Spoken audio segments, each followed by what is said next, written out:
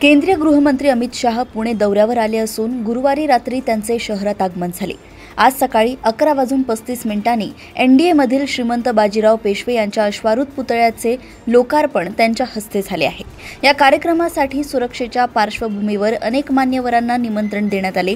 मात्र या कार्यक्रमावर बाजीराव मस्तानी यांचे 8वे वंशज शादाब अली बहादूर पेशवे यांनी नाराजी व्यक्त केली आहे। आज केंद्रीय गृहमंत्री अमित शाह यांच्या उपस्थितीत बाजीराव पेशवे यांच्या पुतळ्याचे अनावरण झालं। मात्र या अनावरण सोहळ्याला उशिरा निमंत्रण मिळाल्याने आणि व्यासपीठावर जागा न मिळाल्याने बाजीराव मस्तानी यांचे 8वे वंशज शादाब अली बहादूर पेशवे यांनी नाराजी व्यक्त केली। शेर का बच्चा शेर होता है या बकरी का बच्चा शेर होता है असा प्रश्न विचारत थेट आयोजकांवर त्यांनी निशाणा साधलाय।